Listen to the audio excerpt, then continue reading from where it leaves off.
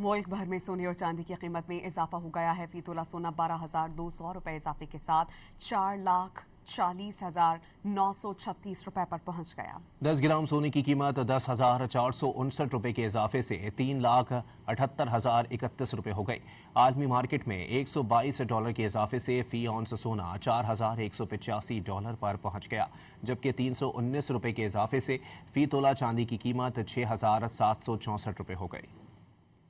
मुल्क भर में सोने और चांदी की कीमत में इजाफा हो गया है। फी तोला सोना 12,200 रुपए इजाफे के साथ 4,40,936 रुपए पर पहुंच गया। 10 ग्राम सोने की कीमत 10,459 रुपए के इजाफे से 3,78,031 रुपए हो गई।